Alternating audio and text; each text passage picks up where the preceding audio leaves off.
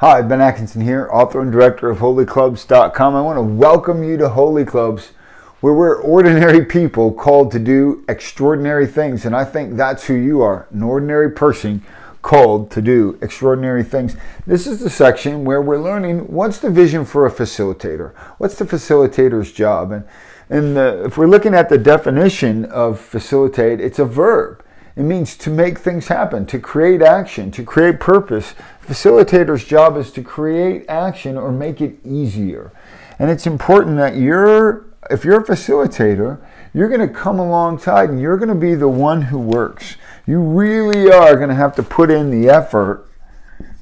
You really do the work. Again, it's a verb. You've got to do action. You've got to move things forward. You've got to create a safe environment for a group of people to come together and encounter foundational truths where they're going to learn to pray together. They're going to learn to hear the voice of God.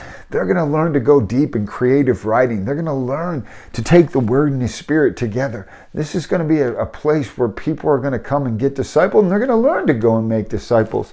So this, to me, this is a very important job. It's really important for you to know that you don't have to do this all by yourself. You're going to work, but you're creating an environment where you get other people to work.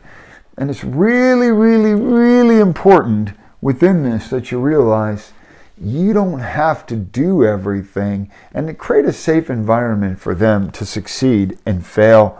What I mean by that is we want them to succeed, but it's okay if they make mistakes. We want to come alongside them and encourage them and equip them. We're not looking for perfection. It's a place where people can grow. So one of the things we're going to ask you to do is you're going to schedule. You're going to do the overall schedule, for the year, for the dates and times, and maybe we'll teach you later on getting an administrator that's better to do this. However, you're going to be in charge of making sure everything is going overall. You're going to be in charge of the icebreakers, those questions in the beginning, just making sure those are working. You're going to be in charge of scheduling, not overall, but making sure the teachers are there and everything is working together. This is really a workhorse, a pastoral role. This is a really important role within the group. It's also your job is to know and introduce the group values. Again, it doesn't take a lot of time, but you want to know these values. And we're going to actually do a separate video where we teach you these values. And we just take time to go after them and encourage you in them. So it's your job to get those values into the group weekly. We're going to just asking you to do one value a week and make sure people stay steady within that. And then we want to cultivate a healthy group environment. We want a safe place for people to grow, a safe place where they're encouraging each other. There's no manipulation, no control. It's a place where people can grow in loving God. This facilitator, you've got to be meek and humble. This is not about how great you are and snapping selfies of yourself. This is a time where you're serving and loving other people, and you're creating an environment for them to grow in a safe and happy environment where they can learn to love God and love each other. It's a place where we want to allow people to encourage each other. We want them the group members to grow in their personal life before God, to grow in their life before others. They want to grow in that first commandment calling, grow in loving their neighbor. This has to be a place that's totally encouraging. No, you shouldn't be screaming at them, no yelling, and no intensity.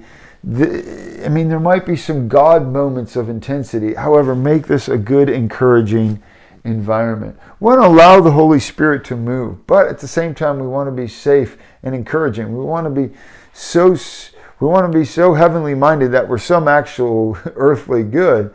But it's important to know that the Spirit, Paul says this, the Spirit of the prophets is subject to the prophets.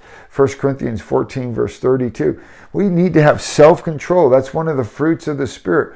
We want to understand that there may be some people that different demonstrative ways within the actions or eccentric actions may be frightening. So it's important for us to just be let's be calm. Let's be gentle. Not everything that is strange or eccentric is cool.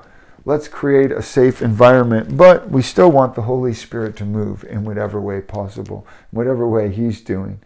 I want you next to look at this video that we're going to have coming up for you. And in this video, I'm going to have my friend Tim is going to share about doing Holy Clubs. And he's a high school leader, also works on campuses, but he did Holy Clubs, and it became a time where the Lord talked to him, where the Lord met him. I just want you to take a moment to listen to his testimony, and then we have another video for you where we're going to teach you and show you the different values and how important they are. God bless.